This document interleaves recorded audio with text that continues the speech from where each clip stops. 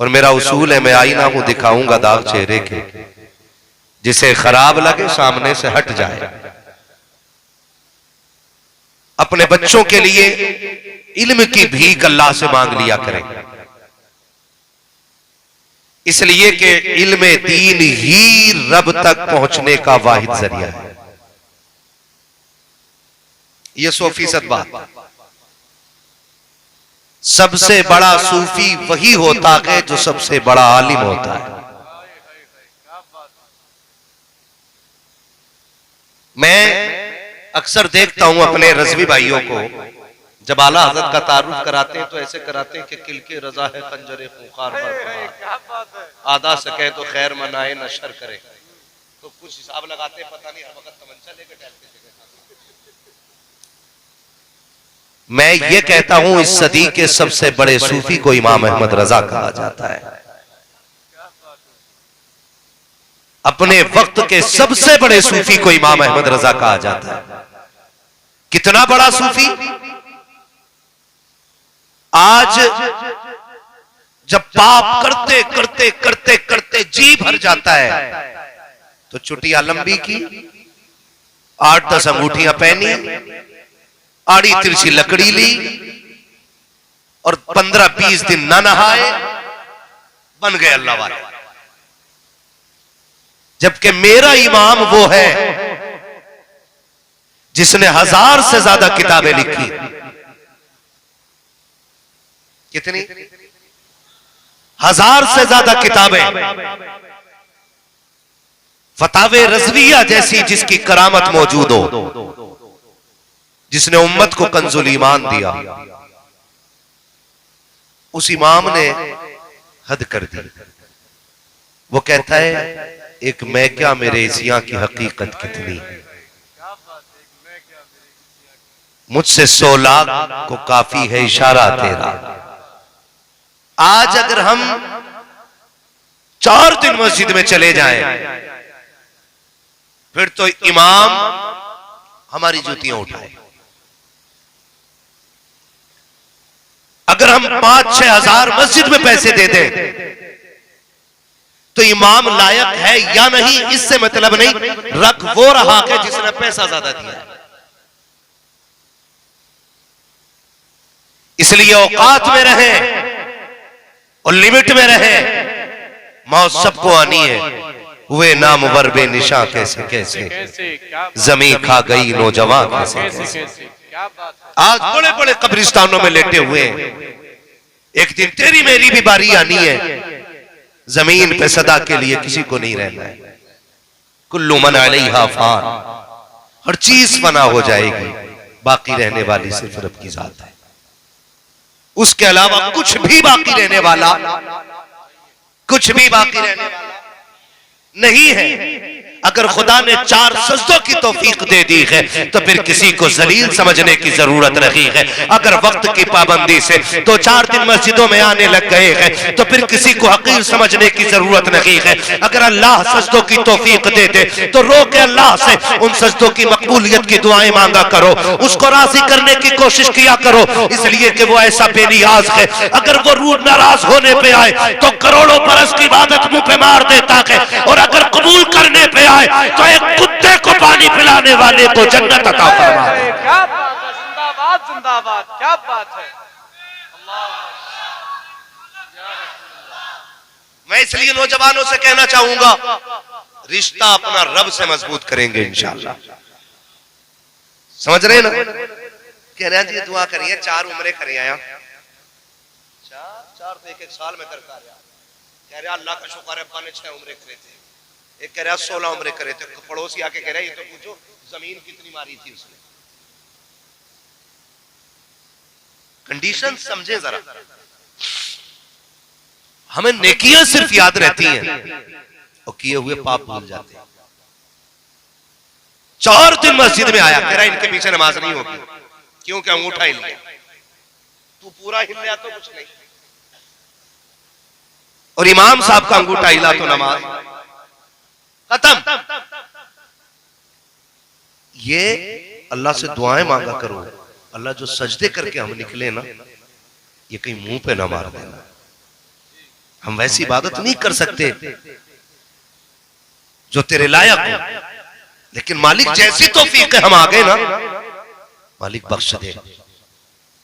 अपने अमाल का मुहासबा करें, दूसरे पे तनकीद करने से पहले खुद को देखें हम। क्या ये रवैये हमारे नहीं? 10 लोग मस्जिद में पाबंदी से नमाज पढ़ रहे हैं, एक बंदा गैर हाजिर हो जाए किसी टाइम में बाई चांस, तो लोग शोर मचाते हैं, अरे भाई फला नहीं आया, जबकि मसला उसका नहीं कि वो नहीं आया, ये बताना चाहता कि मैं आया हूं।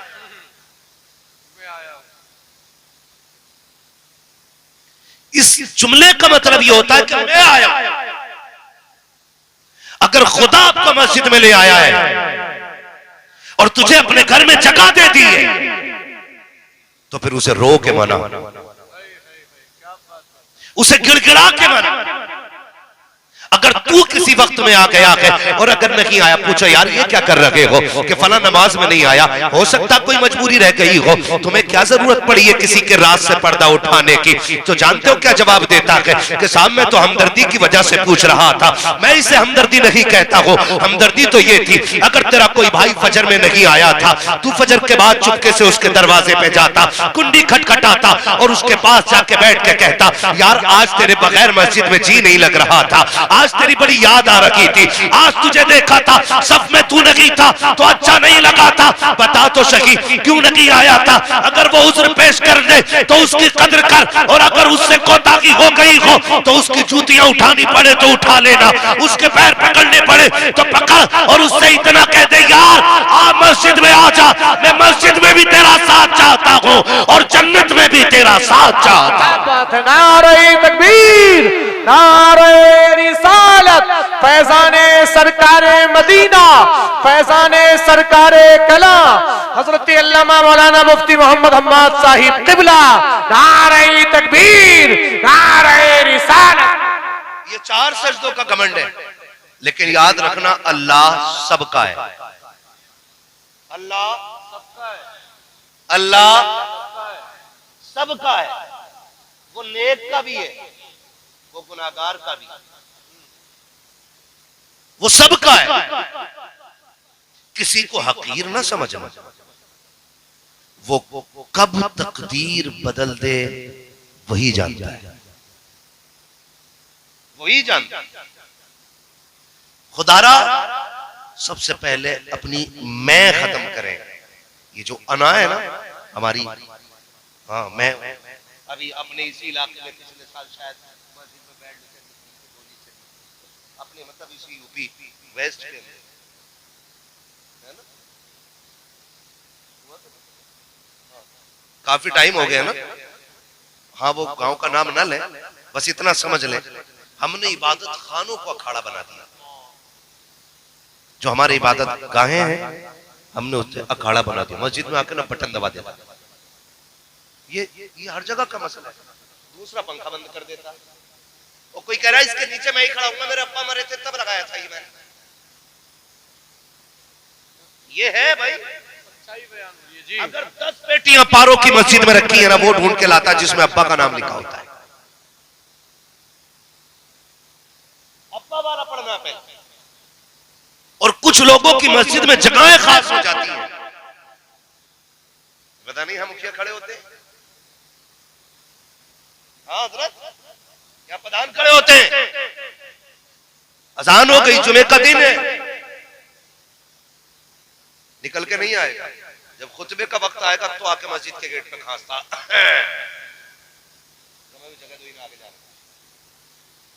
ये सच्ची बात बता रहा हूं, ये दिल के काले होने का सबसे बड़ा सबूत है। फिर कोनियां लग रही, जगह दो, अब जगह ना दी जाए तो कह रहे हटो ऐसे। ये उलमा बैठे, इमाम बैठे, बड़े बड़े मेरे सर के ताज बैठे, इनसे पूछो जब मस्जिद में सब बंदी हो जाए और राह निकलने की ना हो तो फिर अगर जूतियों में जगह मिल जाए तो वहीं बैठ जाना चाहिए। क्या बात, इसे बंदगी कहते हैं, हक, इसे बंदगी कहते हैं। कह रहा मेरे बाप ने 16 उम्रे किए थे, लेकिन वो जो 6 बीघे भाइयों की लेके मरा है कोई उसका तस्करा करने के लिए तैयार नहीं। वो जो पूरी जिंदगी गरीबों को सताता रहा है कोई उसका जिक्र करने के लिए तैयार नहीं। हद तो तब हो जाती है है, जब मरने वाला भी पापी है, गवाही देने वाला भी पापी है, और कहता मैंने रात उसे जन्नत में टहलते देखा है। तूने जन्नत देख ली, उसे जन्नत में देख लिया। अमल क्या था? कहा कुत्तों को पानी पिलाते थे। मैंने कहा गैरत कर, जो गरीबों की रोटियां छीनता रहा, अगर कुत्तों को पानी पिलाया तो क्या करके चला गया है? खुदा का वास्ता दे के कहता हूं, अगर रब ने नेक बनाया है तब भी डरना है। रब ने हमें अगर छूट दे रखी है, हम गुनाह पे गुनाह कर रखे हैं, तब भी जरी नहीं होना है। सबक सीखो बरेली के इमाम से, आवाज दे के कहते हैं मेरे अमाल का बदला तो जहन्नम ही था, मैं तो जाता मुझे सरकार ने जाने ना। क्या बात है, जिंदाबाद भाई जिंदाबाद, बहुत अच्छा है मुफ्ती साहब, क्या बात है। डरे, खौफ पैदा करें अल्लाह का। बनी इसराइल में ना एक मुस्तजाबुद दावत बंदा, और ऐसा मकबूल बंदा था अल्लाह का कि वो चलता तो बादल उसके ऊपर साया करते थे। क्या करते थे? बादल साया करते थे। अब वो एक दिन अपनी इबादत गाह से निकल रहा था तो किसी गुनाहगार बंदे के दिल में आई, क्यों ना यार मैं इस अच्छे आदमी से मुसाफा कर लूं, हो सकता खुदा मुझे भी नेक बना दे, है ना। और ये सोच के उसने हाथ बढ़ाए ना गुनाहगार बंदे ने, तो उसने अपने हाथ पीछे कर लिए। उसने कहा मैं तेरे जैसे पापी से मुसाफा करूं? तू जानता नहीं मैं अल्लाह का कितना नेक बंदा हूं कि बादल मेरे ऊपर साया करता है, तू देखता नहीं? जैसे इतना कह के उसने हाथ पीछे किए ना, उस गुनाहगार की आंख में आंसू आ गए। उसने रो के आसमान की तरफ देखा, कहा मालिक मुजरिम तो तेरा हूं ना, फिर ये दुनिया जलील क्यों कर रही है? हिसाब तो तुझे लेना है ना, फिर इससे मुझे जलील करा रहा है? मालिक मानता हूं मैं तेरा गुनाहगार हूं, मैं तेरा मुजरिम हूं, मगर हूं तो तेरा बंदा ना। ये कह के वो रोता हुआ चला। जब वापस पलटा तो दुनिया ने देखा कि जो बादल उसके सर पे था, अब वो बादल इसके सर पे आ गया था। सुभान अल्लाह, सुभान। जो इज्जतें उसकी थी, अब खुदा ने इसकी बना दी थी। ये इज्जतें इसको दे दी खुदा ने। तो रब बड़ा करीम है, बड़ा करीम है, कभी किसी को हल्का ना जानिएगा। माफ कीजिएगा, ये 7 लोग बैठे हुए। कितने बैठे हुए? 7 लोग बैठे हुए। इस इदारे पे तकरीबन 35 से 40 बच्चे इस इदारे में रहते हैं। क्यों भाई कारी साहब, सदर साहब किबला, 35 से 40 बच्चे लगभग इस इदारे में रहते हैं और यहीं पे खाना खाते हैं। ऐसे ही है ना? आप अगर सच हो तो गवाही दें, वरना मसला कोई नहीं। कितने बच्चे यहां रहते हैं? 35 से 40 बच्चे। खाना कहां खाते? मदरसे में। लेकिन जानते हो तकलीफ हमें तब नहीं होती है जब कोई इनकी जिम्मेदारी नहीं उठाता है। तकलीफ हमें तब भी नहीं होती है जब कोई इनसे खाने को नहीं पूछता है। हमें तकलीफ तब होती है जब कोई इन कुरान वालों को हिकारत की नजर से देखता है। जी। अगर पैसा आ जाता ना बंदे पे, माफ करना, ये दौलत कभी किसी की नहीं हुई। जब कारून जैसों का खजाना जमीन में धसा दिया, तेरी मेरी औकात क्या है? क्या बात है, क्या बात। कितना खजाना, एक थोड़ा अल्लाह निकालते सारी जायदाद बिक जाती है। फालिज मारते जबान तो चुटकियों में सारी मिट्टी में मिल जाती है। कितनी तुमने भी देखी होंगी, मैंने भी इतनी सी उम्र में देख लिया, जो पहले कभी अमीर होते थे आज अपने वक्त के सबसे गरीब बने बैठे हैं। ये निजाम कुदरत है। तो अगर पैसा किसी के पास है ना, तो फिर कुरान वालों को बड़ी हिकारत से देखता है। हाफिज जी, अच्छा हाफिज जी, बस आप खुद अंदाजा लगाइए, इन कुरान वालों की दावत उस वक्त तक होती ही नहीं है, कोई करता ही नहीं है जब तक उस घर में कोई मर ना जाए।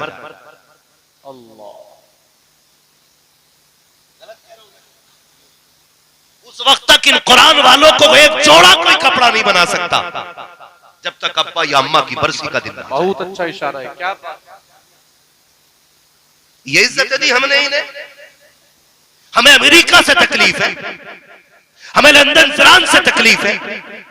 ये तो बहुत बात की बात है मगर बताना, जब अब्बा के 40वें के भगोने पे सबसे पहले कुरान वालों को पूछा गया था, तो जब तेरे बेटा दूल्हा बन के दुल्हन लेके आया था, तो वलीमे में इन कुरान वालों को क्यों भुला दिया गया? क्या ये इस लायक नहीं थे जो तेरे दस्तरखान के मेहमान बन जाते? पहली बात तो ये कि इन्हें मैयत से नीचे खाना नहीं खिलाया जाता है, जब कपड़े भी तब बनते हैं जब कोई मर जाया करता है। और तुम्हें खुदा का वास्ता सिर्फ मैयत के कपड़े ना पहनाया करो, अल्लाह तुम्हें तौफीक दे, ईद के दिन कुरान वाले का हाथ पकड़ बाजार लेके जा और कह सुन, जो कपड़ा मेरा बेटा पहनेगा वही कपड़ा हुजूर का मेहमान पहनेगा, वही कुरान वाला पहनेगा। गारंटी देता हूँ शायद तेरी ईद की नमाज से भी खुदा इतना राजी ना हो जितना कुरान वालों की खिदमत से खुदा राजी हो। क्या बात है, क्या बात है। नारे तकबीर, नारे रिसालत, फैजाने सरकारे मदीना, फैजाने सरकारे मदीना हजरत अल्लामा मौलाना मुफ्ती मोहम्मद हम्माद साहिब क़िबला। नारे तकबीर, नारे रिसालत। ये हमारे रवैये कुरान वालों के साथ क्या इज्जत की कसम खा के कहता हूँ 99% अगर किसी के अकाउंट में 2-4 लाख पड़े ना और कुरान वाला उसके पास से गुजर भी जाए ताहिर भाई, तो ऐसे करके देखता, वो खड़ा हो जाए ना तो हाँ हजरत ऐसे बैठ सरहाने बैठे रहेगा, कहेगा पहले तो अपनी बिस्तर पे बैठने को नहीं बोले, आप इज्जत कुर्सी दे दो भाई, खत्म। हाँ, और अगर कहेगा तो पाइती की तरफ को इशारा करना, बैठो अभी जी बैठो। औकात क्या है तेरी? अल्लाह की इज्जत की कसम खा के कहता हूं, कुरान की एक आयत और सारी दुनिया जमीन व आसमान की सारी दौलत अगर बराबर पल्लों में रखी जाए ना, तो कुल कायनात मिलकर कुरान की एक आयत का बराबरी नहीं कर सकती है। सुभान अल्लाह। औकात क्या है, हैसियत क्या है? तू बोल रहे है इधर को बैठा दो, तुझे क्या लगता है मर कयामत होगी, अल्लाह फरिश्तों को हुक्म देगा जाओ जहां जहां मेरे कुरान वाले हैं उन्हें लेके आओ। कितनी उम्मतें होंगी? सारी उम्मतें, आदम से लेकर के आखिरी फर्द तक सारे खड़े होंगे। फरिश्ते कहेंगे मालिक ये तो बता लाने कुरान वाले उनकी कोई खास ड्रेस है ना, कोई बैच लगा है, कैसे पहचानेंगे उन्हें इतनी भीड़ में? कोई उनकी शनाख्त के लिए अलग कपड़े? हुक्म होगा ना, तो मालिक फिर पहचाने कैसे? रब फरमाएगा जाओ लोगों के मुंह सूंघना, जिसके मुंह से मुश्क की खुशबू आ रही होगी वही मेरे कुरान का कारी होगा। ये इज्जतें अल्लाह अता करेगा। आज अब्बा मर जाए 1.5 क्विंटल चना पड़वा रिया मस्जिद में लाके, 1.5 क्विंटल, ऐसे ही पढ़वाने वाला ऐसे ही पढ़ने वाले, थोड़ा आद हो गई। हमारे यहाँ तो ऐसा हो जाता है बारे वालों को 2 मुट्ठी चने वालों को बारे वालों को डबल। तो जिसे नहीं आता चनों के लालच में वो भी पारा लेके बैठे, ये उलमा बैठे हैं, मैं पूरी गारंटी के साथ कह रहा हूँ, कारी साहब क़िबला मौजूद है, ये कुरान के कारी लोग बैठे हैं, हाँ कुरान के उलूम के मास्टर लोग हैं। इनसे पूछो गलत पढ़ने वाले पे कुरान खुद लानत भेजा करता है। गलत कुरान पढ़ने वाले पे कुरान खुद लानत भेजा करता है। ये जो हमारे पढ़ रहे 2 मुट्ठी लालच में ये बख्शवा लेंगे, ये मुट्ठी भर चने हाथ में लेके कहते हैं आलू कितना हुआ तेरा, और चने भी बराबर के पन्ने लौट रहा, कह रहा गन्ना कट गया कि नहीं, हाँ पैसे मिल गए तुम्हारे, कह रहे आप पारा पढ़ता हुआ अखिलेश की सरकार अच्छी थी, फलाने की सरकार अच्छी थी, दिमाग ये बख्शवाएंगे। आज ले उनकी पनाह आज मदद मांगो उनसे, कल न मानेंगे कयामत में अगर मान गए। हाँ कह रहे आज हाफिज जी बैठा इधर, इज्जत किया करो इनकी, और गारंटी है मेरी जिसके घर में बरकत ना हो ना, एक कुरान वाले के खाने की जिम्मेदारी अपने सर ले ले। आपने डोरियां भी बहुत ली होंगी, तावीज भी बहुत लटकाए होंगे, कई बार तो पीर लटकाने से भी बरकत नहीं आती, क्योंकि बरकत अल्लाह देता है। और बरकत तब मिलती है जब खुदा भी राजी होता है और मुस्तफा भी राजी होते हैं। हाँ भाई, वो पीर ही तो लटके हुए होते हैं, हर तीसरे दिन फूक दिया जाकर चौखट में, वो लटका हुआ नहीं तो और क्या। फर्क है, पहले पीर ढूंढना पड़ता था, अब पीर मुरीद ढूंढता फिर रहा, कोई रहता है इधर डाल दो कोई रह गया। पीर वो अच्छा होता जो ढूंढने से मिलता है, और आज भी अल्लाह वाले गोशों में मिला करते हैं, ये याद रखिए।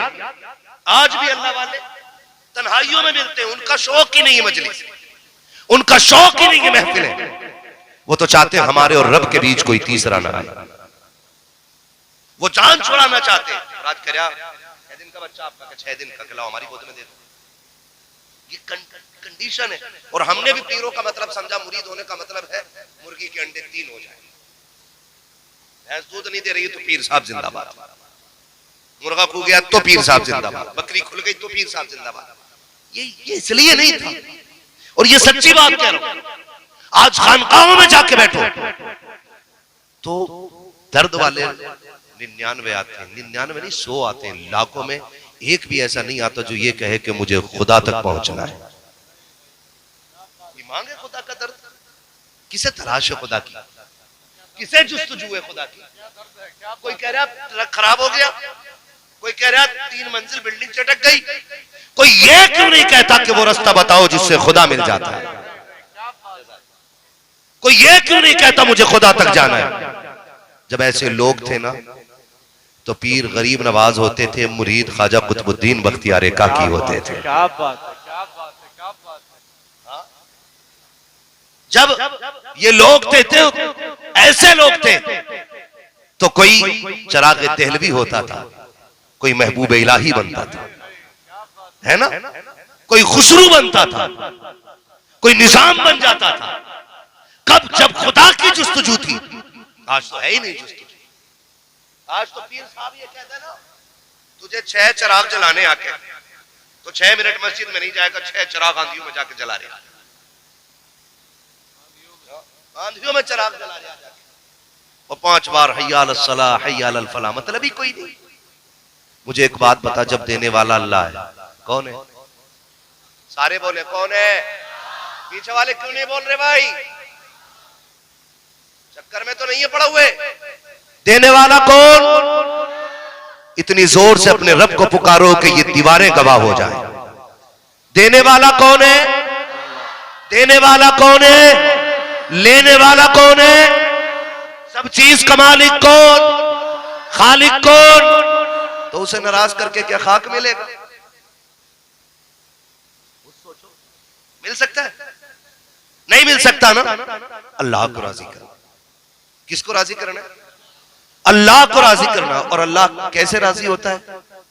वो कुरान में कहता है, वलौ अन्नहुम इज़्ज़लमू अनफुसहुम जाओ। महबूब अगर ये अपनी जानों पर सितम कर लेना तो इनके लिए छूट ये है कि ये तेरी चौखट तक आ जाया करे। मेरा इमाम कहता, वही रब है जिसने तुझको हमतन करम बनाया, हमें भीख मांगने को तेरा आस्था बताया, तुझे हमद है खुदाया, तुझे हमद है खुदाया। और फिर महबूब भी कैसा, हल्का फुल्का नहीं, यही बोले सिदरा वाले, चमने जहां के थाले सभी मैंने छान डाले, तेरे पाए का ना पाया, तुझे यक ने यक बनाया, तुझे हमद है खुदाया, तुझे हमद है खुदाया। आओ ना हुजूर की चौखट पे, मांगो उनकी दर पे बैठ के खैरात, हम देखें कैसे नहीं मिलती है। लोग कहते हैं बहुत मांगा मिला नहीं। मैंने कहा तूने आला हज़रत की तरह मांगा ही नहीं, मांगे नहीं। गलत कह रहा हूं। ऐसे मस्जिद में कॉलर खड़ा करके, इमाम साहब ऐसी नहीं चल रही, क्यों? अब्बा की जागीर में बैठा है, पंखा चला के कॉलर यूं मार के फिर हाथ उड़ा कर रहा है। दुआएं ऐसे कबूल नहीं होती। दुआएं कब कबूल होती हैं? जब अपने आप को खुद से खत्म करो। इतने नीचे आ जाओ, इतने नीचे आ जाओ, इतने नीचे आ जाओ कि तुम्हें भी कहना पड़े, तुम्हें भी कहना पड़े, कोई क्यों पूछे तेरी बात रजा, तुझसे कुत्ते 1000 फिरते हैं। जब नौबत ये आ जाएगी ना, तुझसे कुत्ते 1000 फिरते हैं, फिर देख पर्दे उठेंगे, तुझे भी महबूब का जलवा नजर आना शुरू हो जाएगा। लेकिन हम तो खसाब बन के मांग रहे हैं, हम तो ठेकेदार बन के मांग रहे हैं, हम तो वहां भी कॉलर खड़ा करके मांग रहे हैं। वहां झुक के आया करो, वहां रो के मांगा करो, वहां गिड़गिड़ा के मांगा करो, वहां उसकी राह में खुद को फना करके मांगा करो। वो कहा था ना, मिटा दे अपनी हस्ती को अगर कुछ मर्तबा चाहे कि दाना खाक में मिलकर गुले गुलजार होता है। मैं क्या वजीफा बता रहा था आपको, क्या वजीफा बता रहा था? ठंड लग गई है? नहीं लगी ना ठंड? तो वजीफा मैं ये बता रहा था, जिसके घर में बरकत ना हो वो एक कुरान वाले के खाने की जिम्मेदारी उठा ले। गारंटी है मेरी, 101% अपने रब की रहमत पर भरोसा करके कह रहा हूं। लेकिन शर्त है, खाना इज्जत से खिलाइए। ये जो डिस्पोजल में कुरान वालों को खाना दे देते हैं ना, ये पक्के दर्जे की हिमाकत और जिहालत है। इन्हें तो उस बर्तन में खाना दो जो तुम्हारे दस्तरखान का सबसे कीमती बर्तन हो, और ये कहो इनसे कि चम्मच नहीं डालना है, बर्तन में अपनी उंगलियां डाल। सुना है इन हाथों से कुरान पकड़ता है, जब ये हाथ बर्तन में आते हैं खुदा की रहमतें बर्तन में उतर जाया करती है। इस इज्जत से खाना खिला के दे, फिर दे खुदा देता के नहीं, और हल्के में मत लेना। ये जो कुरान पढ़ने वाले लोग हैं आपको परदेसी लगते होंगे, कोई इन्हें लावारिस कहता होगा, कोई इन्हें सोचता होगा ये नादार है, इनका कोई नहीं है। लेकिन सुन, मैं तुझे बताने लगा हूं, एक बंदा है रोज रब के नाम पे एक रोटी सदका करता था। एक दिन हुजूर ख्वाब में तशरीफ लाए, आका ने फरमाया रोज रब की दावत करता मुझे भूल जाता है। उसने कहा हुजूर अल्लाह तो दावत से खाने से पाक है, आप ये क्यों कह रहे हैं? और हुजूर आपने मुझसे कहा कि तू रब की दावत करता है। हुजूर ने फरमाया हाँ। कहा मैं कैसे करता हूं? कहा जब तू एक रोटी रब के नाम पे सदका करता है ना, तो खुदा की दावत का सवाब मिलता है। अल्लाह खाता नहीं है, अल्लाह खाता नहीं, लेकिन उसके बंदे को आप खिला दीजिए, वो फिर अपनी दावत का सवाब अता फरमा देता है। उसने कदम पकड़े, कहा हुजूर ये तो ठीक है मैं खुदा की दावत करता हूं, लेकिन आपको कैसे बुलाऊं? आपकी दावत कैसे होगी? मेरे नबी ने फरमाया सुन, तेरे घर के पीछे चंद कुरान वाले रहते हैं, वो कुरान पढ़ने के लिए आते हैं। अगर तेरा जी चाहे कभी तेरे दस्तरखान पे अच्छा खाना बना हो तो थोड़ी सी रोटी ले लिया कर, कुछ बोटी ले लिया कर, जाके कुरान वालों को खिला दिया कर। आका कहते हैं सुन, जब तू रब के नाम पे देता है रब की दावत का सवाब मिलता है, और जब तू कुरान वालों को खिलाएगा तुझे मोहम्मद की दावत का सवाब दे दिया जाए। सुभान अल्लाह, क्या बात है भाई, जिंदाबाद। ये है कुरान वालों की इज्जत, ये इज्जत अल्लाह ने इनको अता की है। तो इनको खाना खिलाने की कोशिश करो, और लाया करो, खिलाया करो। और कभी कितने, ये बात भी मैं 100% कह सकता हूँ कि जितने फारिग हो रहे हैं इनमें से कोई भी आईएएस का बेटा नहीं है, कोई भी आईपीएस का बेटा, कोई भी इंजीनियर का बेटा, कोई किसान का बेटा होगा, कोई मजदूर का बेटा होगा, कोई दुकानदार का बेटा होगा, है ना जी? सब ऐसे ही बच्चे होंगे, सब ऐसे ही बच्चे होंगे, लेकिन किसी दौलत वाले अमीर का बच्चा यहां नहीं होगा। क्यों? मेरे महबूब ने फरमाया कुर्ब क़यामत दीन सिमट के गरीबों में रह जाएगा। ये याद रखिए, किन में रह जाएगा? गरीबों में रह जाएगा। दीन किन में रह जाएगा? इतना आहिस्ता ना बोलो कि मुझे नींद आने लगे। किन में रह जाएगा? गरीबों में रह जाएगा।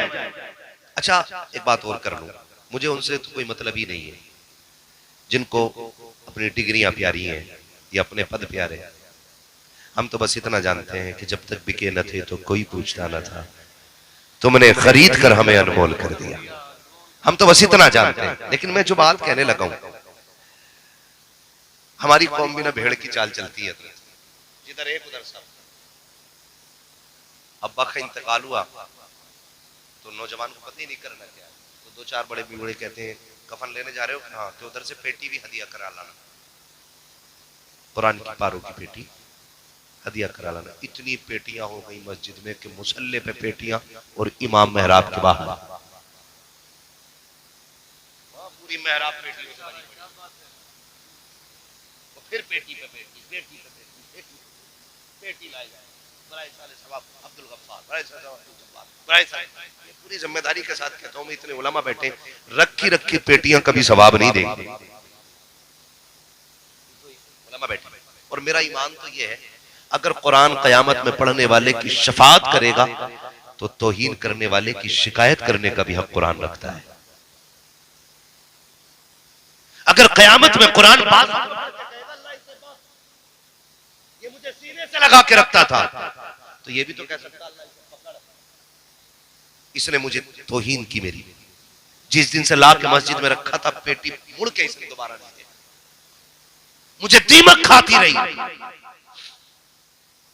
मेरे औरात के मिट्टी बनती रही, मैं जिस कागज पे लिखा गया था उसको रखे रखे गला दिया गया। मालिक इससे पूछ तो सही, इसका और मेरा रिश्ता क्या था, इसने क्यों लाके मस्जिद के अंदर रखा था मुझे? क्या पूछेगा नहीं कुरान? अगर कुरान ने इतना पूछ लिया तो बचाने वाला नसीब नहीं होगा। जिधर एक जा रहा उधर सब जा रहे। जन्नत में भेजना है ना अपने मरने वाले को, तो मस्जिद ना मदरसे आ जा, आके कभी इस इदारे के असातिज़ा से, सदर से, सेक्रेटरी से आप आके बात कीजिए कि मुझे कुरान वालों से मिलना है, फिर इनसे आके मुलाकात कीजिए। सारे तो ऐसे नहीं होंगे ना जिन पे सर्दी के कपड़े बराबर होंगे, सारे भी ऐसे नहीं होंगे जिनके बिस्तर नए होंगे। कितने हमने ऐसे देखे हैं, हमने भी मदरसे की जिंदगी गुजारी है। पास तलबा ऐसे भी रखे हैं हमारे साथियों में कि 7 साल एक ही गद्दे पे गुजार दिए हैं। ऐसे ऐसे बिस्तरों पे जिंदगी गुजरती है कि अगर पैर ऊपर रख दो तो नीचे की ठंड ऊपर महसूस होती है। लेकिन मजे की बात एक और बता दूं, लुत्फ आएगा आपको भी।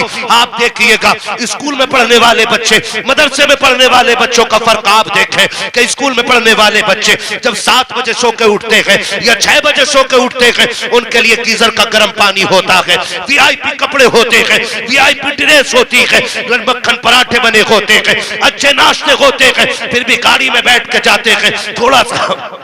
थोड़ा सा शीशा खुला, हवा लग गई, बच्चे की नाक चल गई, पसलियां चलने लग गई। बच्चा घर आया, माँ ने छुट्टी ले ली, आज मेरा बेटा स्कूल नहीं जाएगा। किस लिए? कि मेरे बेटे को ठंड लग गई है, इसकी पसलियां काम नहीं कर रही है, इसके फेफड़े जाम हो रहे हैं। क्या हो गया था कि थोड़ी सी गाड़ी की खिड़की खुल गई थी। ये तो स्कूल वाले हैं, आ तुझे मदरसा दिखाता हो। ये रात के 3 बजे उठने वाली कौम, ठंडे पानी से वुजू करने वाली कौम, अच्छे बड़ी गाड़ी में नहीं बल्कि टूटी चटाई पे बैठ करके कुरान पढ़ने वाली कौम। और छोड़िए साकिब, कितने तलबा तो नींद के डर से ठंडे फर्श पे बैठ कर कुरान पढ़ते हैं। लेकिन खुदा की कसम, हजारों मदरसों की तारीख आप पढ़ लीजिए, आज तक मैंने किसी मदरसे के बच्चे को सर्दी की वजह से मरते हुए नहीं देखा है, ठंड की वजह से मरते हुए नहीं देखा है। ना कोई बिस्तर देने वाला है, ना कोई संभालने वाला है, लेकिन मस्त कलंदर है। सुबह उठते हैं, शाम तक कुरान पढ़ते हैं, पढ़ते पढ़ते सोते हैं, पढ़ते पढ़ते उठते हैं। ना कोई रजाई उड़ाने वाला। चल कभी मदरसा चल के देख, आज दारुल उलूम के अंदर कितने तो ऐसे होते हैं कि जब लेटते हैं रजाई उतर जाती है, कोई उड़ाने वाला नहीं है। वो बच्चे जो घर में रहते हैं, 3 मरतबा माँ चेक करती है, बेटे का कंबल तो नहीं खुल गया है, फिर भी बेटे बीमार हो जाते हैं। लेकिन इन मदरसे वाली जमात को देखो, ना कोई इनके बिस्तर संभालने वाला, ना कोई कंबल उड़ाने वाला। और छोड़ो साकिब, अगर खाने में नमक कम है तो किसी से शिकवा नहीं है, मिर्च ज्यादा है तो किसी से शिकायत नहीं है। जैसे मिल जाता है बिस्मिल्लाह पढ़ के खा लेते हैं, अल्लाह का नाम लेकर सो जाते हैं, लेकिन किसी से कोई शिकवा नहीं है। आज तुझे दुनिया दिखाता हूँ, ये स्कूल में जाने वाले, लाखों के खर्चे वाले, ये बीमार होकर मर जाते हैं, लेकिन मदरसे वाले महफूज रहते हैं। आखिर क्यों? तो फिर मदीने से जवाब आता है, नादान तूने जाना नहीं है, जो बच्चे घर रहते हैं माँ बाप देखभाल करते हैं, और जो मदरसे में रहते हैं उनकी रसूल पाक देखभाल किया। नारे तकबीर, नारे रिसालत, फैजाने सरकारे मदीना, फैजाने सरकारे मदीना, अजमत कुरान कॉन्फ्रेंस, अजमत कुरान कॉन्फ्रेंस, अजमत तालिब इल्म। नारे तकबीर, नारे रिसालत। ये हुजूर के मेहमान है और हुजूर इन्हें खुद देखते हैं। बोलो यार सुभान अल्लाह। हुजूर इन्हें खुद देखते हैं, इनकी किफालत मेरे नबी करते हैं। सीधी बात। अगर कोई अमीर ये सोचता कि मेरे चंदे से मदरसा चलता है, तो मदरसा तो तब भी चल रहा था जब सुफ़ा पे भूखे सहाबा बैठ के कुरान पढ़ रहे थे। जब तेरा वजूद भी नहीं था तब भी मेरा नबी खिला रहा था। हुजूर निकले, सामने हजरत अबू हुरैरा फरमाते हैं कि मुझे इतनी भूख लगी थी, सुने अल्लाह करे दिल मदरसे वालों से लग जाए, मुझे कोई शिकवा आपसे नहीं है, इतना अच्छा आप सुन रहे हैं, अल्लाह करे कि इस पे अमल की भी कोशिश करेंगे इंशाअल्लाह, करेंगे ना इंशाअल्लाह, पीछे वाले भी राजी बैठे इंशाअल्लाह। हाँ जी, तकलीफ हो तो चले जाना, क्योंकि मैं किसी को दुख देने नहीं बैठा, मैं बस हुजूर का दीन आप तक पहुंचाने के लिए बैठा हूं, जो मेरी ड्यूटी है। तवज्जो है ना। हजरत अबू हुरैरा कहते मुझे बड़ी भूख लगी थी और मैं ये सोच के निकला कि कोई सहाबी मुझे मिलेगा और मुझसे खैरियत पूछेगा तो मेरी भूख का पता लगेगा, मुझे कुछ खिला देगा वो। तवज्जो है ना।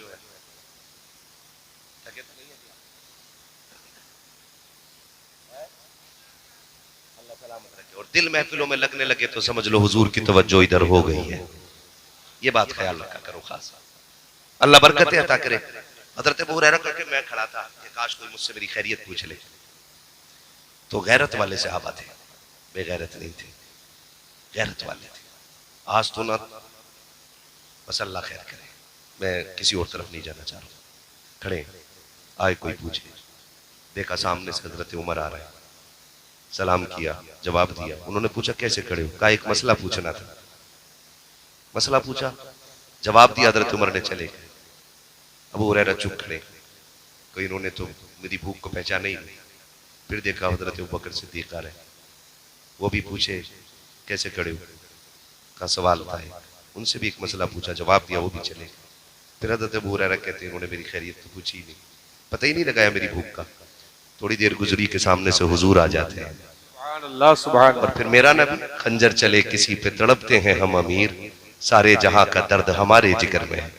शायद हुजूर आए ही इसलिए थे। मेरा इमाम कहता और कोई गैब क्या, तुमसे निहा हो भला, जब ना खुदा ही छुपा तुम पे करोड़ों दुरूद। हुजूर आ गए, सलाम किया अबू हुरैरा ने, हुजूर ने जवाब दिया। हुजूर फरमाते हैं कैसे खड़े हो, हुजूर एक सवाल पूछना है। हुजूर ने हाथ पकड़ा, कहा अबू हुरैरा सवाल पूछना है कि भूख लगी है। हजरत अबू हुरैरा कहते हैं हुजूर मुझे लेके गए और आवाज दी घर के अंदर कुछ है, तो हुजूर के घर से एक दूध का प्याला मिल गया। मैं दूध का प्याला देख के बड़ा खुश हो गया कि लो भाई आज भूख मिट जाएगी। कहते हुजूर के पास प्याला रखा, हुजूर कहते हैं अबू हुरैरा जी, का सुफ़ा पे जो कुरान वाले बैठे उन्हें बुला लाओ, उन्होंने भी कई दिन से नहीं खाया है। कितने थे? 70। कितने? 70। मैं बुला लाया। कहते लेकिन मैं सोच रहा था एक प्याला है और हुजूर ने इन्हें भी बुला लिया, भूख तो मुझे ही बहुत लगी है। कहते लेकिन कुर्बान जाऊं मेहरबान नबी के, 70 आ गए, हुजूर ने वो प्याला उठा के मुझे ही दिया, कल लो दाहिनी जानिब से सबको पिलाना शुरू करो। कहते हैं जब मैंने पहले बंदे को वो प्याला पेश किया ना, तो हुजूर ने फरमाया पेट भर के पियो। कहते हैं उन्होंने पेट भर के पी लिया, फिर प्याला मेरे हाथ में आया, मैंने देखा जितना था उतना का उतना ही है। सुभान अल्लाह, सुभान अल्लाह। कहने लगे फिर कलेजा ठंडा होने लगा कि अगर एक से खत्म नहीं हुआ तो अब ये 70 से भी खत्म नहीं होना है। कहते हैं दूसरे ने पिया, तीसरे ने पिया, चौथे ने कहा मैं 70 सबको पिला चुका। फिर हुजूर ने कहा अबू हुरैरा अब तुम पियो। कहते मैं तो था भूखा, मेरी मौज लग गई, मैंने प्याला लगाया तो हटाया ही तब जब पेट भर गया। मैंने फिर देखा प्याला फुल। आका कहते और पियो। कहते फिर मैंने पिया, जितना पिया जा सका पिया। कहा हुजूर ने फिर कहा और पियो। कहा हुजूर बस अब नहीं पिया जाता। कहते हुजूर ने फरमाया सबने पी लिया। कहते फिर हुजूर ने वो प्याला लिया और फिर हुजूर ने वो दूध पिया। अबू हुरैरा कहते हैं क्यों जनाबे अबू हुरैरा, कैसा था वो जामे शीर जिससे 70 साहिबों का दूध से मुंह फिर गया। ये मेरे इमाम ने कहा। हजरत अबू हुरैरा कहते हैं 70 थे, अगर 70,000 होते तो वो दूध सबके लिए काफी हो सकता था। तो अगर कोई ये समझता मदरसे हम चलाते हैं तो औकात में रहे। मदरसे तुम नहीं, मदरसे शाहे उमम चलाते हैं। और ये भी सच्चाई है। जब कभी मदरसों के मतबख कैंटीन में खाना खत्म होता है ना, तो ये उन लोगों के दरवाजे पर बिल्कुल नहीं जाते जो कुत्तों की तरह झिड़कियां देते हैं, जो जलील करके लौटाते हैं। ये नहीं जाते किसी अमीर के दरवाजे पे। शायद ये राज कभी ना खोल सके, लेकिन मैं कह रहा हूं जब सुबह होने वाली होती है और मतबख में कुछ नहीं होता, फिर ये मुसल्ले बिछाते हैं, 2 रकात नमाज हाजत पढ़ते और रूह करते हुजूर के मदीने की तरफ, और रो के कहते हैं आका मेहमान आपके हैं। अगर ये वाक़े से रह गए, बात हमारी नहीं जाएगी। लोग कहेंगे हुजूर के मेहमान और फाके से रह गए। जब ये रो के इतना कहते हैं, खुदा की कसम गैब से इतनी मदद होती है, हुक्म मदीने से होता है और दरवाजे पे कोई ना कोई लेके कुछ ना कुछ हाजिर हो जाता है। ये सोच के मत आओ कि तुम इनकी मदद कर रहे हो, ये सोच के आओ कि इनके जरिए हमें हुजूर से मदद लेनी है। करेंगे इंशाल्लाह, करेंगे इंशाल्लाह। साहब आगे भाई,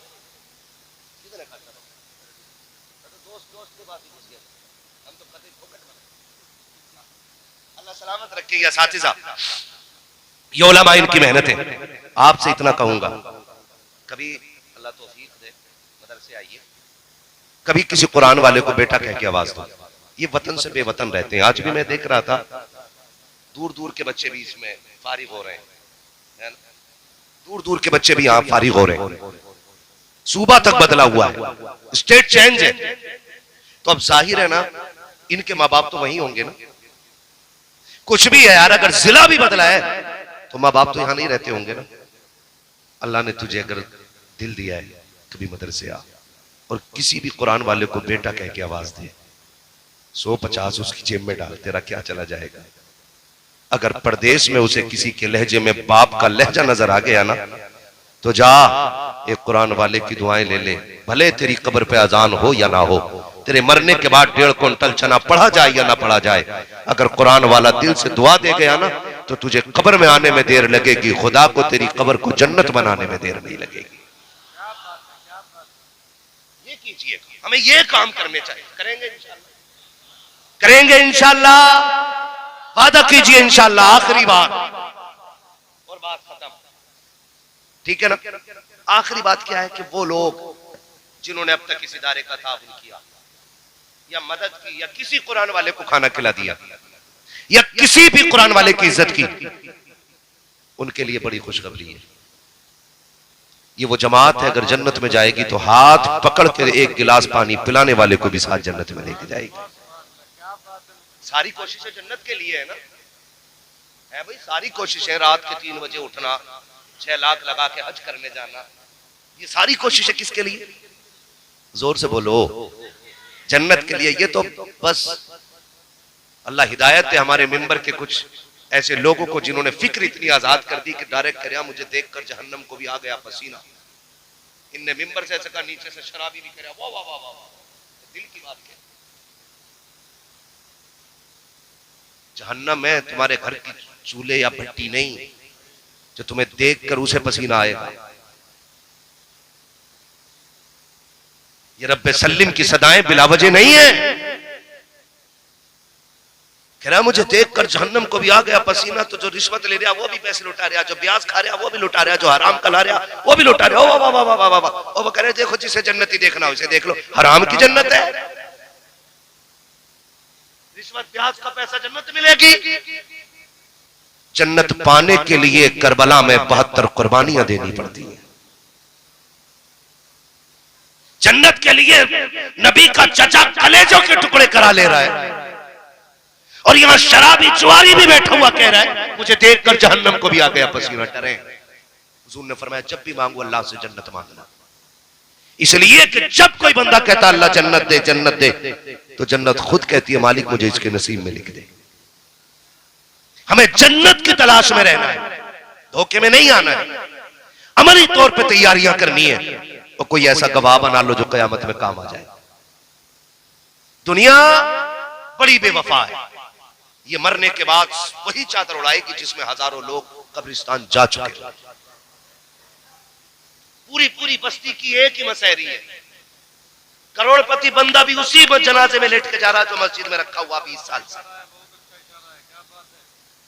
अरबपति को भी वही सूरह यासीन लिखी हुई चादर दी जाएगी जो आज से 10 साल पहले मस्जिद में लाके दी गई है।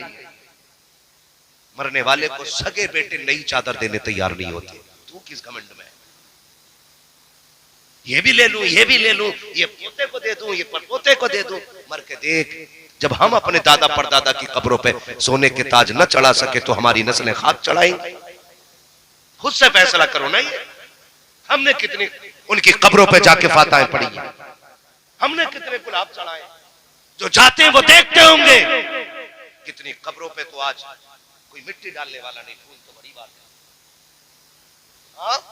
कोई मिट्टी डालने वाला नहीं। अल्लामा ताहिर साहब, कब्रें गल गई हैं, तख्ते गल गए हैं, उसमें हड्डियां दिखती है, किसी में खोपड़ी नजर आ रही है। क्या इनके वारिस नहीं थे? क्या इनकी नस्लें नहीं थी? हैं? किधर है? कि कोई अमेरिका में घूम रहा है, कोई लंदन में घूम रहा है, बाप की कब्र पे मिट्टी डाल के हड्डियां छुपाने वाला भी आज कोई। क्यों किसी के धोखे में रहना? अपनी कब्र का इंतजाम खुद कर जाइए। कुछ भी ना कर सको तो एक बेटे को कुरान वाला बना दो। अल्लामा ताहिर साहब यहाँ बैठे हैं, कारी फरासत साहब बैठे, हमारे नकीब साहब बैठे, ये उलमा बैठे। ये दुनिया के जिस कोने में जाएंगे पूरी जिंदगी भी कब्रिस्तान ना जाए, आज ये यहाँ बैठे, इनकी यहाँ बैठक का सवाब इनके बाप और माँ अगर कब्रों में है तो उनकी रूहों को पहुंचाएगा अल्लाह ताला। इसलिए अपने बच्चों को कुरान जरूर दें, दीन जरूर दें अपने बच्चों को। अल्लाह ताला हमारी नस्लों को कुरान और दीन की समझ नसीब फरमाए। आखिरी बात सुने जो मैं कहना चाह रहा था।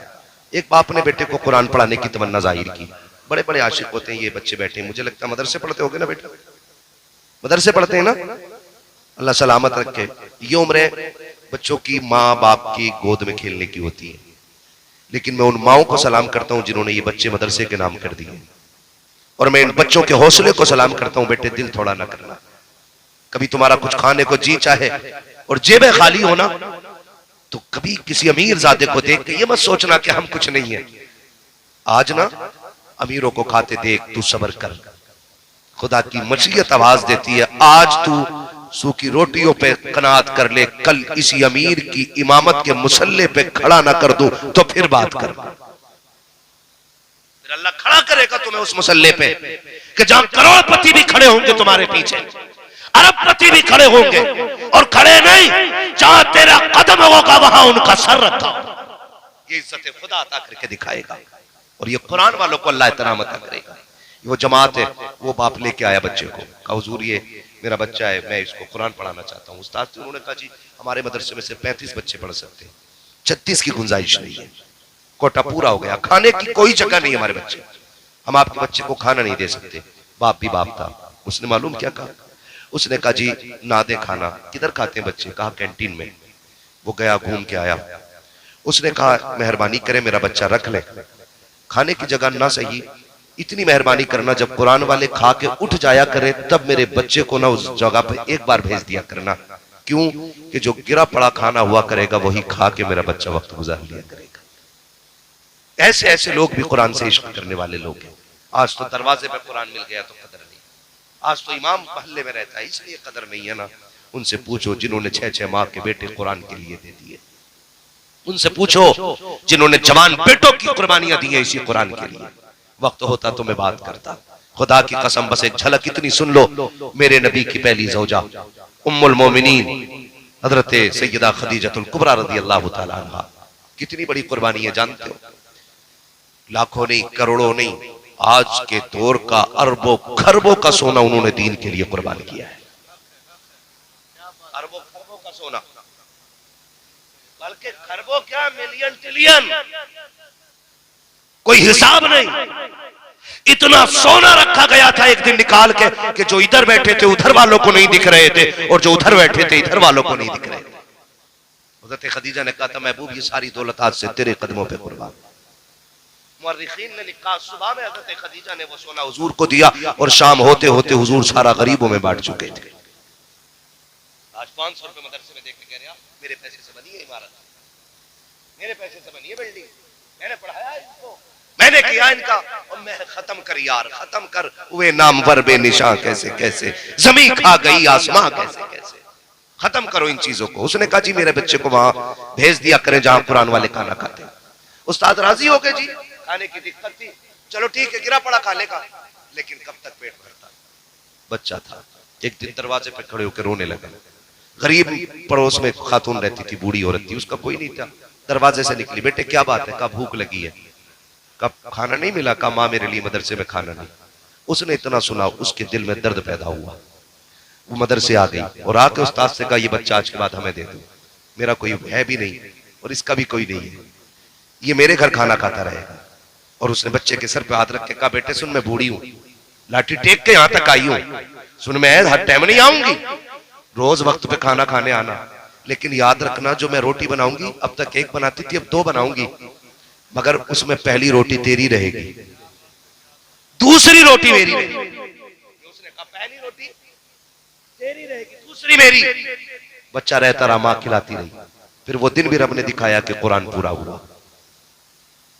आज जैसे ये दूल्हा बने ना, खानदान वाले रिश्तेदार होंगे, लोग देखेंगे, वो तमन्ना होगी पहले मैं गले में हाथ डालूंगा, पहले मैं जाके मुबारकबाद दूंगा जब दस्तकार होगी। ये नजरिए होते तो बैठे थे, चचा भी बैठा, बाप भी बैठा। बाप कहता मैं पहले मुबारकबाद दूंगा, मेरा लाल है। चचा कहता चल कंधे पे मैंने रख के खिलाया है इसे, आज मेरा दिन है इसे मुबारकबाद देने का। सारे बैठे और सूरह नास की तिलावत हो रही है और इख्तिताम का इंतजार कर रहे हैं। सूरह नास की तिलावत है, जब आखिरी हर्फ आया है और आयत और सूरत मुकम्मल हो रही है, बाप दौड़ा मेरा बेटा हाफिज बन गया है। चचा ने कहा मेरा हाफिज बन गया है। बच्चे ने इशारा करके कहा ठहर जाइए, जानता हूं आपका हो, आप मेरे हो, लेकिन इस मुबारकबाद का हक आपका नहीं बनता है, पहला हक उस माँ का बनता है जो आज तक मुझे कुरान वाले को रोटी बना के खिलाती रही है, जिसका उसूल ये था कि पहले रोटी मुझे देती थी, दूसरी रोटी वो खाती थी। कहा यह मुबारकबाद पहले मुझे उससे हासिल करनी है। बच्चा दौड़ जाता है, लेकिन जाके क्या देखता है, जो रोज खाना खिलाती थी आज उसके दरवाजे पे भीड़ लगी है, दरवाजे पे लोग टोपियां लगाए खड़े हैं। इसने पूछा क्या हो गया? कि आज इस माई का इंतकाल हो गया है जो तुझे रोज रोटी खिलाती रखी है। बच्चा रोता हुआ आ गया।